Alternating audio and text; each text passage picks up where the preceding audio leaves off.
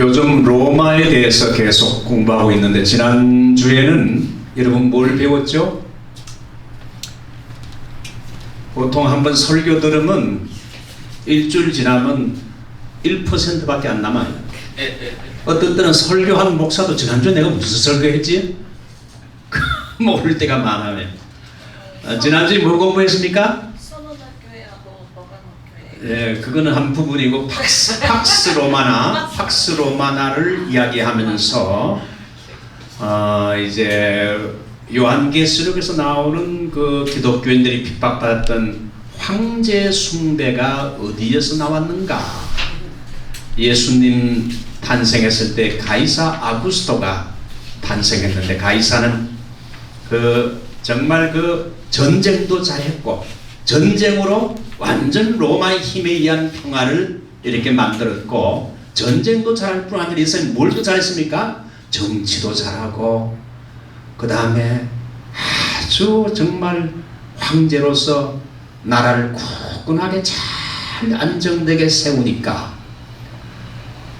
언론도 나중에 감동을 해서 가이사를 갖다가 신과 사람 그 신에 조금 모자리는 그런 특별한 사람으로 이렇게 숭상을 하다가 그가 죽은 후부터 뭐가 됐습니까? 신이라고 이렇게 로마의 다양한 신들 가운데 신이라고 이렇게 했어.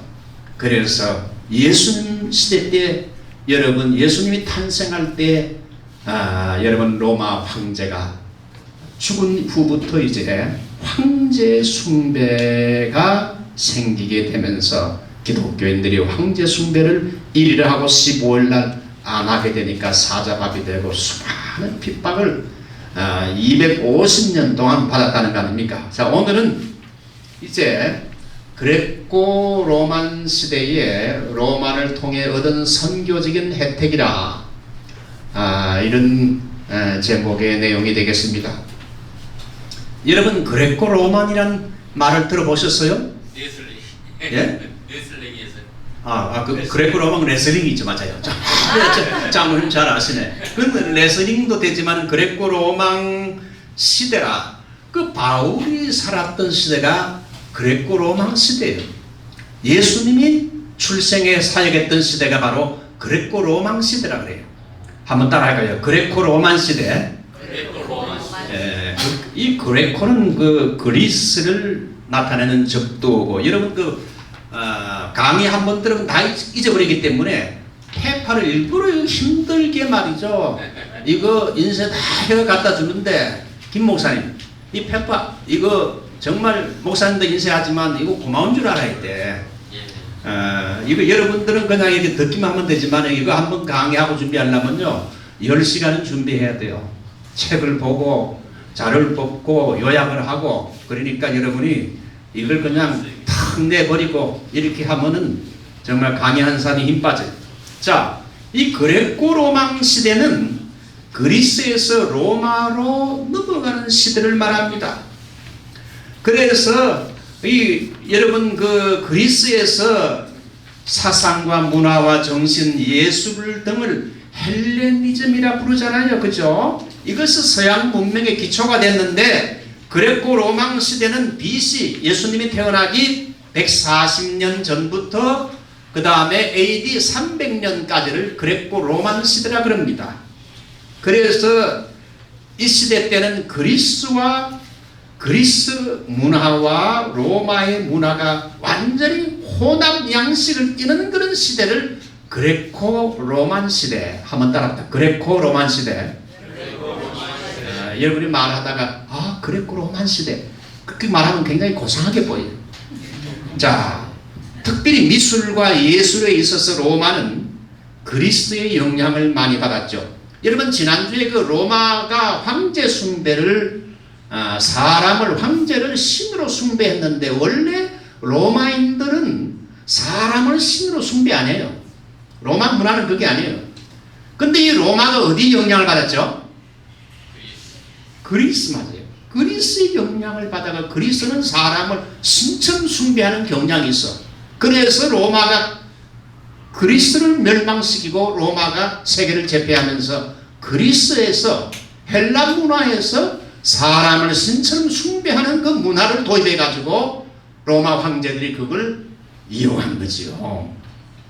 그래서 오늘은 기독교가 전 세계에 복음을 전파하는 가운데 로마가 기독교를 그렇게 핍박을 250년 동안 많이 했지만 또 로마를 통해서 얻은 혜택도 베네핏도 있어요.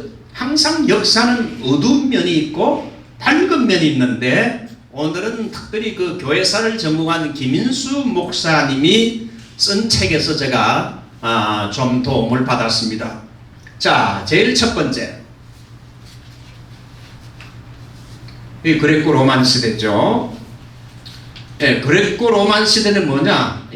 제가 이미 말씀을 쭉 드렸습니다. 그리스에서 로마로 넘어가는 시대.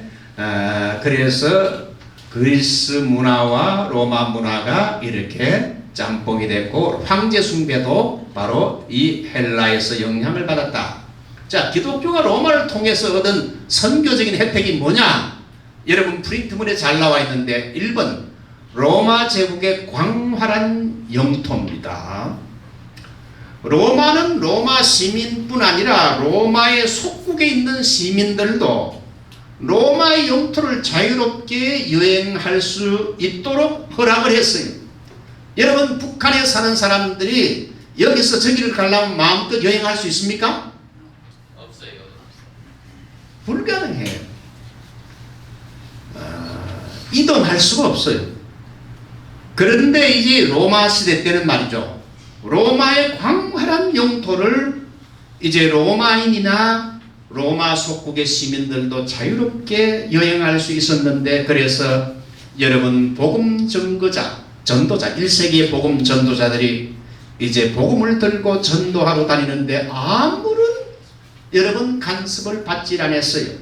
로마 제국 내에서는 로마가 통치하는 데에서는 비자와 여권도 필요 없어. 바울 사도가 선교 여행 중에 한 번도 복음을 전거하고 선교하는데 여기서 저기로 가는데 장애를 받지 않은 것은 이 바울이 뭘 가지고 있었습니까? 로마 시민권. 바울은 과거에 자기의 모든 좋아하는 것들 다 뭐와 같이 했다 했죠? 분토처럼 똥처럼 여기고 다 버렸는데 바울이 다 모든 걸 분토처럼 버렸는데 하나 안 버린 게 뭡니까? 로마 시민권. 로마 시민권 절대 안 버렸어요. 왜? 그것이 선교에 도움이 되니까. 여러분 바울이 지금의 터키 다소에서 이제 이민자의 아들로 태어났는데 바울이 어떻게 시민권을 얻었어요? 그런 날 때부터 로마 시민권자라. 그렇기 때문에 여행이 자유로워요. 아주 선교적인 모든 좋은 조건들을 다 가지고 있죠. 바울이 어떻게 시민권을 얻을 수 있었나요? 부모가 시민. 예. 제가 신학교에서 바울 신학을 가르친 적이 있는데 한 세메스터를 그래서 공부를 쭉 해보게 되면은 바울의 할아버지나 아버지가 이 텐트를 만드는 제조 공장을 하고 했어요. 그래서 아주 비즈니스를 크게 했어요. 텐트 만드는 거. 그래서 바울은 어릴 때부터 여러분 부전공으로 완전 텐트를 만드는 걸 어려서부터 눈으로 다 봤기 때문에 그 반면에 그는 선교사도 되지만은 여러분 선교사를 후원하는 교회가 부족하니까 재정이 약하니까 낮에는 자기가 어릴 때부터 정말 훈련받은 텐트 메이커로서 짝을 띄었죠. 자, 바울이 어떻게 로마 시민권을 얻게 됐는가? 여러분 시간이 없으니까 답을 말씀드리겠습니다. 그 할아버지와 아버지가 이 텐트 비즈니스를 크게 하다 보니 로마가 여러분 군인들이 텐트가 필요하잖아요. 저도 군대 대위로 제대했는데 이 텐트 야경을 하면서 텐트가 많이 필요한데 그래서 그 로마 군대의 할아버지와 아버지가 이 텐트를 많이 이렇게 제공했어. 그래서 로마 군대에 큰 공을 세웠기 때문에 이 바울의 할아버지나 아버지에게 시민권을 주니까 바울은 시민권자에게서 태어나니까 자동적으로 로마 시민권자라. 그러니까 바울이 정말 로마 제국의 광활한 영토를 조금도 여러분 지장 없이 다니면서 복음을 전가할 수 있었어요. 그리고 로마 시대 때. 자, 두 번째, 교통의 편리입니다. 로마 제국은 광대한 영토를 통치하기 위해서는 넓고 긴 도로가 필수였죠. 수많은 나라와 부족을 점령했기 때문에 수시로 각지에서 반란을 일으키는 세력들이 있었어요. 반란을 일으키면 반란을 속지 진압하기 위해서 군인을 실은 마차들이 빠른 속도로 이동을 해야 되기 때문에 이렇게 잘 닦여진 도로, 지금도 가게 되면 이런 도로가 그대로 있죠. 잘 닦여진 도로가 사통팔달로 딱 이렇게 길이 나 있었어요. 그래서 이렇게 모든 길이 로마로 통하기 때문에 효율적인 진압을, 그냥 반란이 나게 되면 바로 군대를 보내가지고 그 길을 통해가지고 제압을 하니까 여러분, 로마를 이렇게 함부로 반기를 들 수 없지요. 그래서 수많은 노예들을 동원해가지고 잘 닦여진 이 도로를 전부 노예를 통해서 건설하게 했어요. 모든 길은 로마로 통한다는 말처럼 신약시대에 바울을 위시한 많은 전도자들이 로마가 닦아놓은 이 도로를 이용해서 자유롭게 여기저기 다니면서 여러분 복음을 전하고 선교할 수 있게 된 것.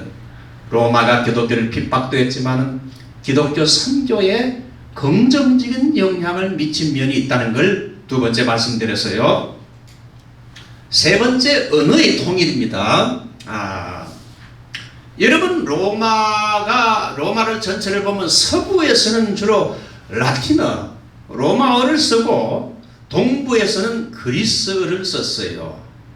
자, 여러분, 그 구약 성경은 무슨 언어로 되어 있습니까? 구약 성경 반주하시는 우리 집사님, 구약 성경이 무슨 언어로 되어 있죠? 히브리어. 아유, 잘 아시네요. 내가 가르쳐줬어. 아니, 뭐 안 되겠어요. 그러면 좋아요. 가르쳐 주신 분. 신약은 무슨 언어로 되어 있습니까? 뭐 굉장히 박식하시네. 그래서 말이죠, 이 바울 당시에는 라틴어와 그 다음에 헬라어, 제가 총신에 들어갔을 때 이 라틴어를 대학생 때 배웠어요. 라틴어. 그래서 라틴어와 헬라어만 잘하게 되면 전혀 언어 소통에는 아무 문제가 없는 거예요. 우리가 미국 살게 되면 한국말하고 그 다음 또 뭐 해야 됩니까? 영어도 해야 되고 또 하나 더 한다면 스페니쉬. 여러분, 그 유대인들은 자녀들을 교육시킬 때 몇 가지 하는 게 있어요. 제일 먼저는 어릴 때부터 언어를 최소한 3개 정도를 하도록. 랭귀지가 is knowledge. 랭귀지가 실력이라 이거죠. 우리 조셉 목사님은 하나 제가 부러운 게, 이거 영어를 잘하시니까, 야, 나도 좀 일찍 우리 아버지가 미국 왔으면 얼마나 좋았을까. 뭐 영어는 배워서 되는 게 아니더라고. 자동적으로 그냥 이렇게 살면서 돼야 돼. 이게 막 생활로. 뭐 히어링을 하려고 이렇게 해가지고는 안 돼, 이 영어가. 그 저절로 착 들려와야 돼. 우리가 한국말 하게 되면 누가 한국말 하면 착 들려오잖아요. 그건 마찬가지야. 그래서 이 유대인들은 어릴 때부터 언어를 3개 정도 부모들이 자녀들에게 꼭 하도록 훈련을 시켜요. 그 다음 두 번째, 이 유대인들이 하는 것은 전문인 교육을 시켜요. 자기 아들과 딸, 손자, 손녀들에게 전문직을 어릴 때부터 한 방면에 탁월한 지식과 경험을 쌓게 되는, 미국에서도 전문직을 가지게 되면 중류 이상의, 여러분 7,000불에서 몇십만 불의 이 중류 이상의 풍요로운 삶을 살 수 있는데, 이것은 전문직을 가지고 있기 때문에. 그래서 우리 자녀들은요, 이 기술이 있어야 돼요. 어떤 전문적인 기술과 지식을 아이들에게 가지도록 그 유대인들이 그렇게 하거든요. 그래서 미국에서 살려면 성공하려면 이 문과만 해가지고 안 돼. 이 전문직을 이번에도 내가 이 이빨 하나 뭐 잘못 먹다 깨졌는데 2,500불 들더라고. 와, 그러니까 저는 벌써 밥 먹다가 3번 이빨이 깨졌어요. 그래서 나도 이제 노화 현상이 일어나는구나. 그래서 오징어 같은 거, 뭐 땅콩 같은 거, 그 의사 목사님 너무 세게 씹지 마세요. 부러집니다. 한번 부러지니까 앞니가 부러지니까 2,500불. 보험에서 조금 커버해 줬지만 제가 1,500불 정도 물었어요. 자, 이건 지나가는 말로 한 거고요. 그래서 바울이 하나님께서 참 이방 선교사로 귀하게 바울이 참 쓰임 받은 건 바울이 언어에 탤런트가 있어. 바울이 어떤 언어를 잘했습니까? 바울이 무슨 언어에 능통했죠?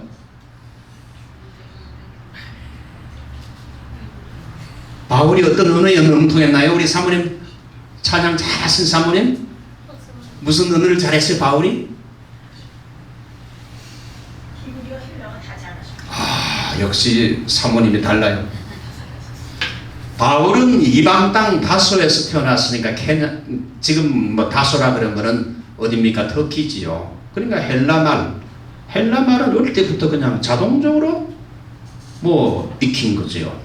그 다음에 이제 바울의 아버지가 굉장히 교육열이 높은 사람이고 또 천막 비즈니스에서 돈을 많이 벌었기 때문에 자기 아들을 교육열이 높아가지고 여러분 어릴 때에 예루살렘으로 보내가지고 바리새인 교육을 시키고 나중에 가말리엘 문화에서 여러분 모든 율법의 모든 것을 다 배웠으니까 그러니까 히브리에 능하고 헬라어에 능하고 제가 지금 다시 목사가 된다면 의학부터 하겠어요. 의학. 그래서 한 3개국어를 능수능통하게 이렇게 다이렉트로 이렇게 할 수 있으면 잠깐 이 바울이 바울 된 건 바로 그게 언어의 장점이 있었어요. 자, 네 번째 치안 유지입니다. 여러분 선교하다 보면 산적이나 강도가 괴롭힐 수 있잖아요. 그런데 과거 로마 시대 때는 치안이 잘 유지됐어요. 그래서 선교하다가 강도에게 맞아 죽고 뭐 그런 위험성도 물론 없을 수는 없겠지만 군국주의 로마 군인들이 곳곳에 배치되어서 민간인들을 괴롭히는 무리들을 철저하게 응징했기 때문에 치안이 완벽하게 이루어졌어요. 오늘날 여러분 멕시코 같은데 가게 되면 정부의 치안이 제대로 미치지 않는 곳이 많지요. 마약 조직 깡패들이 사람을 괴롭히는 일이 많지요. 2000년 전인데도 로마는 대체로 치안을 완벽하게 해놨기 때문에 이 복음을 전가하는 전도인들이 여러분 활동하는데 아주 안전했다는 겁니다. 이것이 복음 전파의 큰 플러스 요인이 됐어요. 기독교는 로마 제로부터 박해를 받았지만 동시에 거대한 제국 때문에 선교의 선한 영향을 받은 걸 부인할 수 없어요. 자, 이제 마지막으로 5번째 유대인들의 분산과 해당 제도입니다.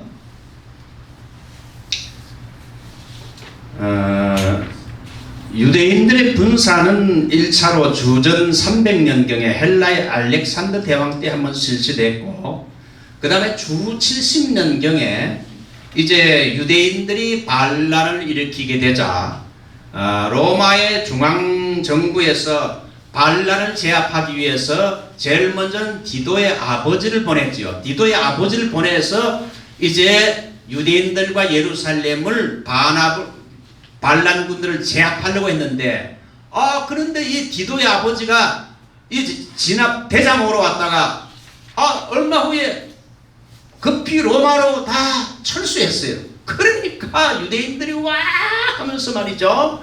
어떻게 우리를 로마가 아무리 그래서 하나님께서 우리를 도우셨다 그랬는데 그 외에 디도의 아버지가 다시 로마로 철수했는가 하면 그때 누가 죽었습니까? 네로가 죽었어요. 네로 황제가 죽었기 때문에 네로의 후임으로 이제 가야 되기 때문에 이제 네로의 뒤를 이어서 황제가 되고, 황제의 아버지는, 황제는 자기 아들 디도, 로마의 디도 장군을 이제 보내가지고 이 유대, 여러분 예루살렘 이거 반합군들이 있는 걸 제압하기 위해서, 그래서 주후 70년경에 여러분 로마의 디도 장군의 14군단의 이 군인들을 가지고 로마가 예루살렘에 와서 결국은 예루살렘을 정복하지요. 예루살렘을 정복할 때에 예루살렘 성 안에 몇만 명이 살았습니까? 250만 명이 살았는데 몇만 명이 로마의 디도 장군이 와서 예루살렘을 점령해서 예루살렘을 멸망시킬 때 몇만 명이 죽었습니까? 에? 몇만 명? 150만 명. 또 송집사? 여기 110만 그렇지. 여기 뭐 이거 다 쓰여 있잖아. 110만 명이 여러분 그 250만 명 중에 110만 명이 죽었다는 건 우리가 말이 쉽지 110만 명이라는 게 적은 수입니까? 100만 명이 죽었다면 엄청난 수 아니에요. 110만 명이 죽고요. 10만 명이 노예로 끌려갔어요. 로마에 가게 되면 그 콜로세움 있죠? 그 경기장. 그거 전부 다 유대인들이 노예로 끌려가 가지고 거기 진 거예요. 또 그거 다 짓고 그 다음에 죽여버렸다는 말도 있어요. 하여튼 유대인들은 예수님을 십자가를 못 박아 죽인 이후로 아하 그 핏값을 우리와 우리 후손에게 돌리소서. 그래서 예루살렘 멸망할 때 110만 명이 죽었고 십자가 형태로 수없이 또 죽었고, 여러분 그 다음에 노예로 10만 명이 끌려갔고, 그 다음에 나중에는 전 세계로 뿔뿔이 흩어져서, 왜 뿔뿔이 흩었습니까? 이 유대인 놈들은 모이기만 하면 힘을 모아가지고 로마와 대왕에 싸우려고 그러니까.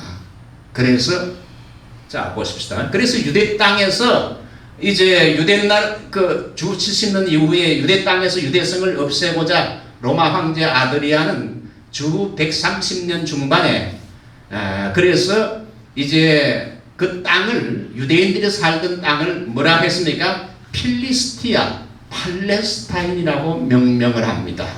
그들은 성가신 유대인들의 봉기에 질려가지고 70년에도 하고 132년에도 했으니까 질려서 모든 유대인들을 다 추방하고 이제 유대인들이 살던 지명까지 다 팔레스타인으로 바꾸기로 결정을 하지요. 이 이름은 옛 블레셋에서 따온 것으로 현대 아랍 민족과는 아무런 관계가 없어요. 블레셋은 주전 600년에 바벨론에 의해서 멸절됐습니다. 그리고 여러분 그 로마 황제 아드리아는 그 땅을 팔레스타인으로 바꿔버리고 그 다음에 예루살렘 도시도 그 뭐라고 바꿉니까? 아예 이름을 다 없애버렸어요. 그래서 예루살렘이라는 말도 아예 못 붙이게. 그래서 아엘리아 카피톨레나로 이름을 바꿔버렸어요. 그랬다가 언제 그것이 회복이 됩니까? 이름이 언제 회복이 되죠?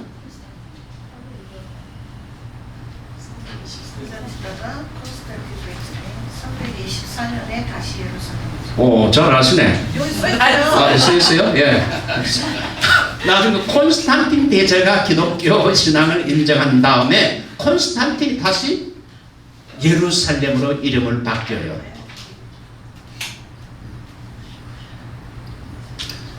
예루살렘을 또 이스라엘의 캐피탈 수도로 한 것, 그거 누가 했습니까? 트럼프 대통령이 과감하게 밀어붙인 거 아닙니까? 나는 트럼프 대통령 그래서 좋아요. 성경대로 밀어붙이는 거, 눈치 안 보고, 뭐 그분이 좀 성격이 좀 와일드하고 어떤 때는 우스꽝스러운 면도 있지만은 제가 그분을 지지하는 건 그분이 기독교 가치를 추구하기 때문에, 성경적인 가치를 추구하기 때문에 그 사람의 인품이나 성경은 두 번째고, 그분이 정책이 기독교 아주 성경의 원리대로 기독교적인 가치로 정치를 해나가기 때문에 나는 그래서 그 사람 개인보다도 그분의 정책이 성경적이고 그리고 민주당이나 여러분 다른 후보의 이 모든 정책은 반성경적, 반그리스도적. 그래서 우리가 뭐 교회에서는 누구를 밀고 하기 힘든 성경의 원리대로 누가 성경의 원리대로 정치를 하는가.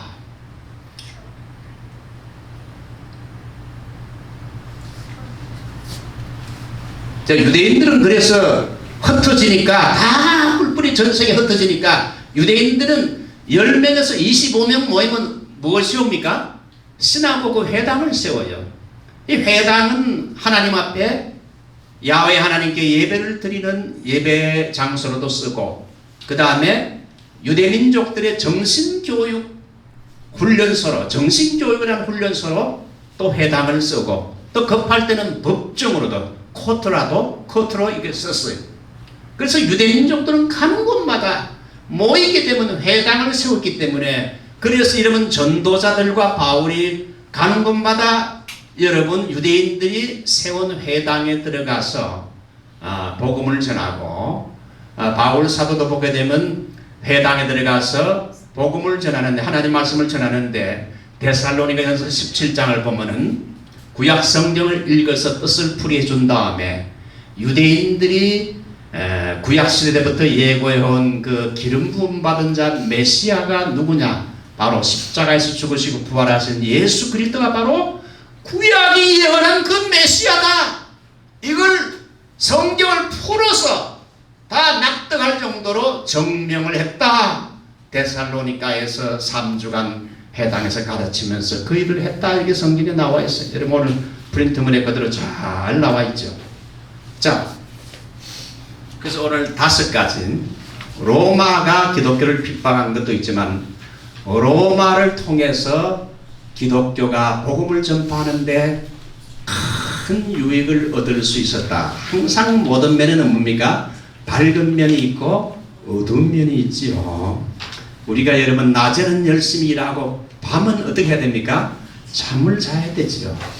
항상 여러분 데칼코마니 그림 같은 것도 보면 밝은 면이 있고 어두운 면이 있어야 모든 것이 조화가 되면서 beautiful, 아름답다 그러죠. 그래서 모든 걸 안 좋은 일이 생겨도 모든 걸 네거티브하게 부정적으로 보지 말고 항상 그 뒤에는 부정적인 뒷면에는 밝은 면도 있다. 그런 의미에서 찬송 한잔 합시다.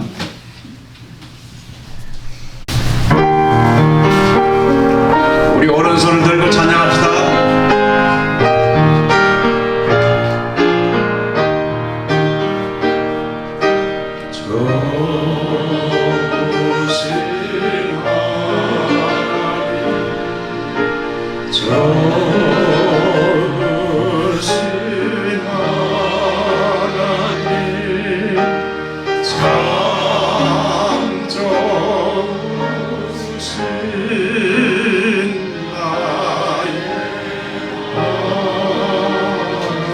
He saved my soul.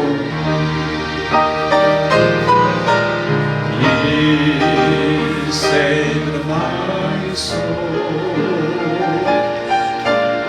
He saved my soul.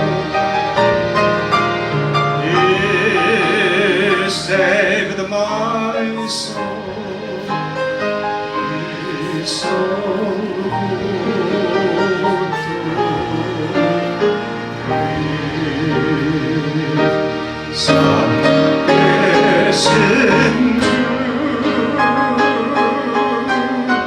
나의 참된 소망 걱정 근심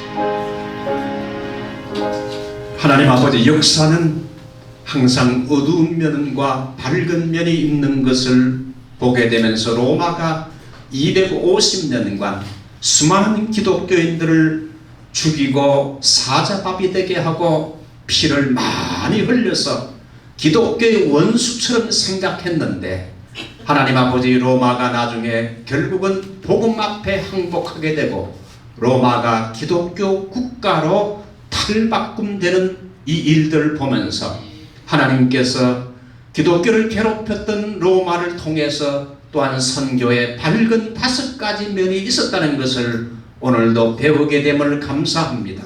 우리의 삶 속에 어두운 역경의 그림자가, 고난의 고통이 우리에게 찾아온다 할지라도 그 이면에는 밝은 면이 있고 긍정적인 면이 있는 것을 알고 범사에 감사하는 저희들이 되게 하여 주시옵소서. 감사드리고 예수님의 이름으로 기도하옵나이다. 아멘.